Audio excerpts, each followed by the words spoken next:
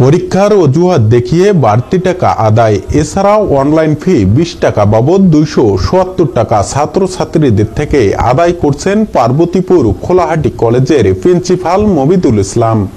টাকা বেশি নেওয়ার কারণে এক পর্যায়ে ছাত্রদের সাথে কথা কাটাকাটি করতে দেখা যায় ওই কলেজের বায়োলজি ল্যাবের কর্মচারীর সাথে।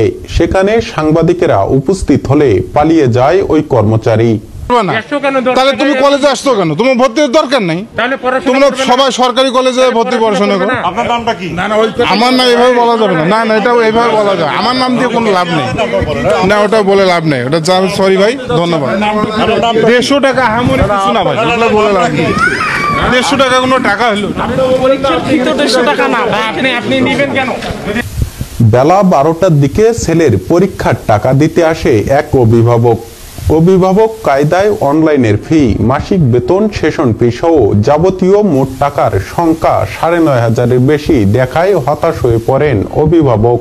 এখন ফর্ম ফিল আপের ব্যাপারে ওরা 24 মাসের বেতন, সেশন ফি, কি জানি পরীক্ষার ফি, পরীক্ষা দিলেও দেওয়া লাগবে ফি, না দিলেও পরীক্ষার ফি দেওয়া লাগবে। এটা আবার এইরকম নতুন কিছু দেখতেছি আর কি। হ্যাঁ মনে হচ্ছে তো, আমার এটা বেশি মনে হচ্ছে একটু। শিক্ষা প্রতিষ্ঠান ব্যবসায় পরিণত করায় মুখ থুবড়ে পড়েছে কলেজের ছাত্রছাত্রীরা।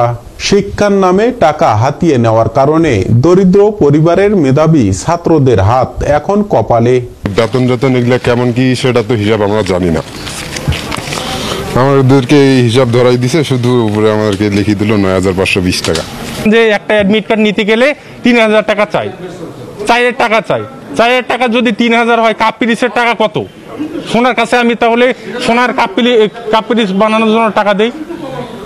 এত দুর্নীতি! এই যে ছেলেগুলা কোনো এই স্টুডেন্ট মনে করেন যে কথা বললে এরা চড়াই হয়ে যায়। এরা কি গুন্ডা বান্ডা নাকি? কলেজের প্রিন্সিপাল বলছেন বিধি মোতাবেক কলেজ পরিচালনা করা হয়, তবে অনলাইনের বাড়তি টাকা কলেজের শিক্ষকদের মাঝে ভাগবাটোয়ারা করে দেওয়া হয়।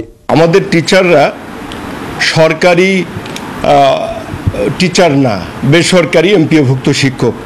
তারা নিতান্তই শিক্ষক, ওদের অন্য কোনো পেশা নেই, এখান থেকেই আসে। পরীক্ষার সময় পরীক্ষার যা ফি নেই, আমরা শিক্ষকদের মধ্যে সেটা দিয়ে দিই, বন্টন করে দিই। যে কারণে আমাদের একটু ফি না নিলে ওটার মান আমরা রাখতে পারি না। প্রিন্সিপালের এমন কথায় নাকচ করেছেন শিক্ষকরা। তবে শিক্ষকরা বলছেন বেতন ভাতা ছাড়া বাড়তি টাকা শিক্ষকদের দেওয়ার এখতিয়ার প্রিন্সিপালের নেই। সেটা তো দেওয়ার কোনো এখতিয়ার কারো নাই। মুদ্রিত ভাতা আছে, সেই ভাতাগুলো আমরা পাই না। এক্সট্রা আন্দাজিত টাকা দেওয়ার কোনো সুযোগ নাই। প্রিন্সিপালের অনিয়মের বিষয়ে আবেদনও হাতে এসেছে, সেটি খতিয়ে দেখা হবে। যদি অনিয়ম দুর্নীতি পাওয়া যায়, গভর্নিং বডিতে বিষয়টা তুলে ধরে সিদ্ধান্ত নেওয়ার আশ্বাস দিয়েছেন কলেজের সভাপতি আবু বক্কর সিদ্দিক। যদি তার মধ্যে দুর্নীতি অনিয়ম পাওয়া যায়, তাহলে সেটা আমরা গভর্নিং বডি, আমি তো একাই ব্যবস্থা নিতে পারবো না। গভর্নিং বডিতে বিষয়টা তুলে আমরা সিদ্ধান্ত গ্রহণ করব। প্রতিষ্ঠানটির অনিয়ম দুর্নীতির মুখোশ খুলে পরিপূর্ণ কলেজে পরিণত করতে স্থানীয় প্রশাসন ও সরকারের সহযোগিতা চেয়েছেন ছাত্ররা।